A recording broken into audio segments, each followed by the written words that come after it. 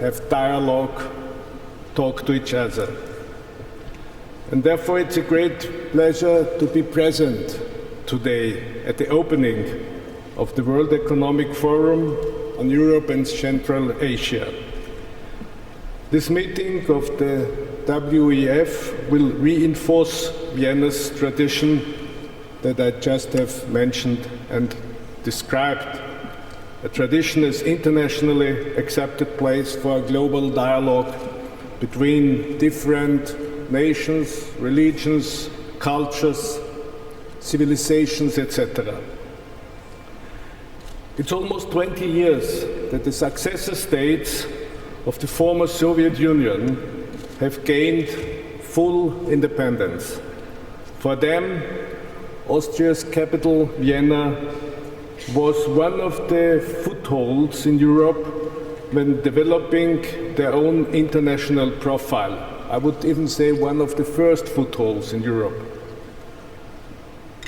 The then Austrian government established very quickly diplomatic relations with the emerging states on the territory of the former Soviet Union, and contacts at the highest level took place quite soon after independence. The countries of Central Asia have moved from the periphery of the European neighborhood to the center of a new global architecture. Central Asia has taken on a new importance for Europe, which seeks to promote stability and economic development in the region.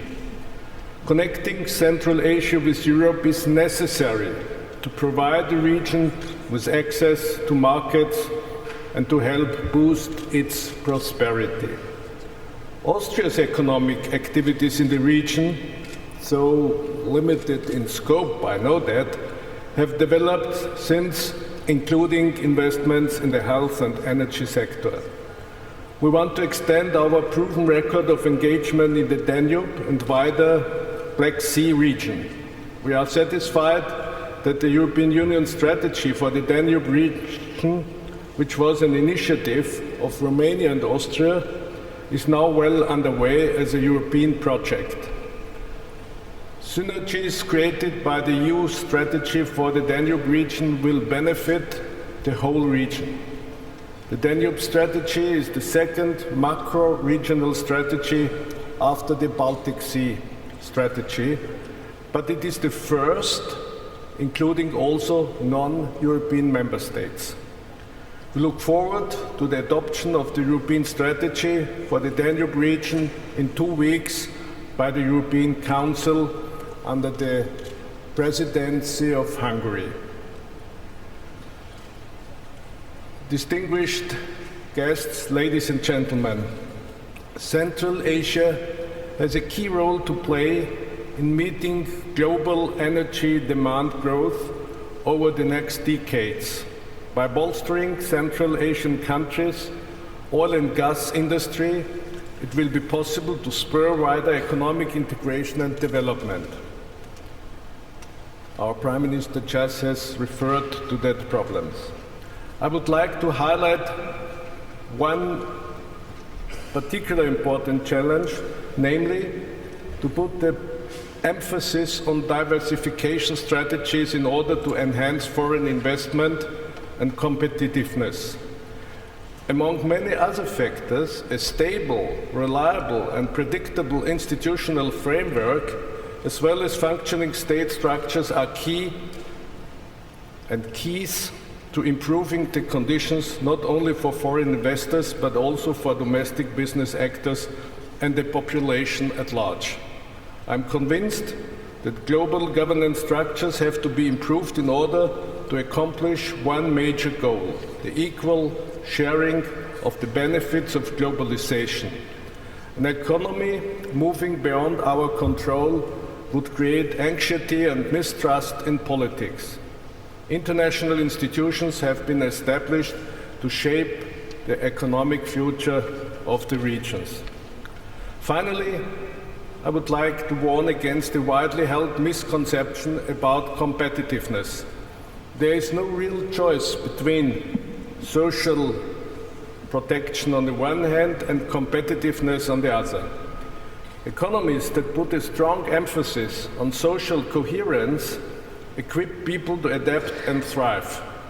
A society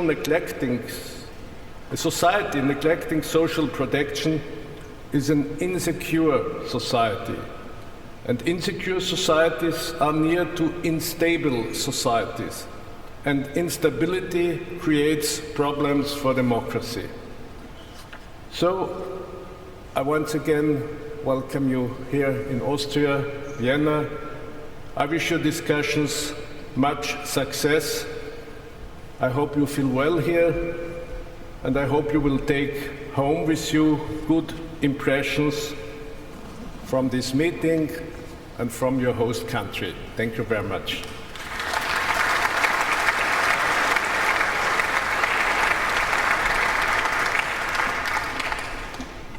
Mr. President, Mr. Prime Minister, thank you for your opening remarks. Many of the issues you mentioned, like the energy question, Central Asia, certainly will come up in our discussions.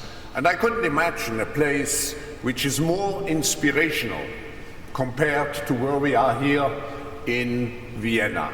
And I just want to remind you, when I was preparing myself for this meeting and looking again at the history of Austria, there's practically no city, no place who has contributed in the last 200-300 years so much to global inspiration, to global culture, in some way to innovation, because that's the theme of our meeting here, compared to Austria.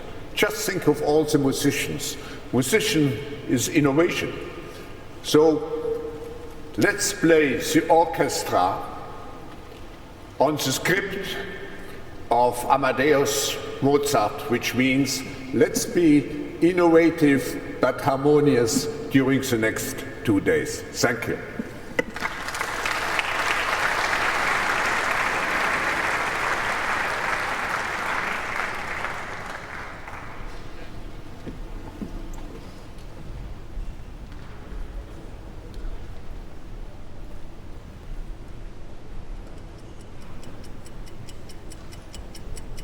Europe, we don't have a lot of time to waste. The new competitive powers out there, it's not a matter if they're going to bypass us. I think the risk is they're going to run us over. In Europe, it's clear we're a mature, high-cost economy. We have to innovate through technology to prosper, to survive, to create jobs, to create investment. This region can't compete on the basis of price. It has to compete on the basis of quality. There are so many examples of innovation. It's the largest ever scientific collaboration on the largest ever experiment. Europe should actually set itself up to become the champions of the green economy. Central Asia is still seen as something of a mystery. The population of the Kazakh capital has doubled over the last 10 years. If we don't engage with these countries will turn eastwards. In Central Asia, there needs to be much more flexibility around labour markets. It needs innovation, it needs change. It needs to be able to respond to the opportunities that are going to come. And I think it's highly important that they also look very strongly towards Europe. We have a region that stretches from Lisbon to Vladivostok. Russia, Caucasus and Central Asia have got a huge amount of potential. In a project to develop a high-tech research and production hub that will become Russia's Silicon Valley.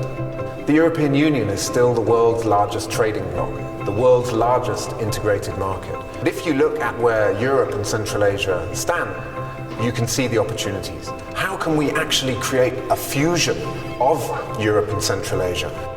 The meeting in Vienna will create an opportunity for East to meet West. The idea was to build something completely new. Discussions are at the fundament of actions. There are very few barriers, if any. There has never been a better time to do this. A new start.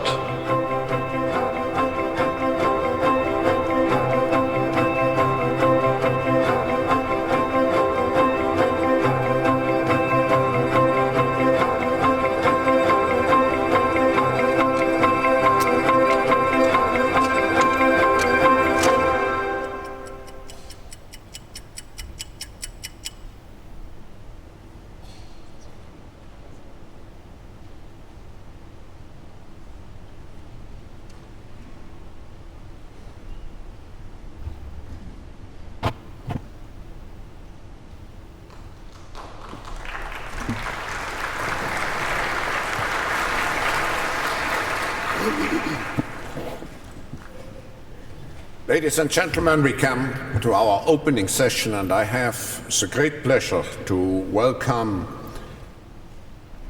first Mykola Azarov, the Prime Minister of Ukraine, Hermann Gref, Chairman of the Board and Chief Executive Officer of Sberbank Russian Federation, a co-chair of this meeting, but also a former Minister of Economy of the Russian Federation. Sir Michael Rake, Chairman of the BT Group, United Kingdom, also the co-chair of this meeting. Michael Spindelecker, the Vice-Chancellor and Federal Minister of European and International Affairs of Austria, and a technology pioneer, Andrew Thompson, Chief Executive Officer of Proteus Biomedical USA. I hope that we have this panel conducted in a very fast and interactive way. And my first question to the panelists would be, after this introduction, what do you actually expect as an outcome of this meeting? And Prime Minister, would you like to start?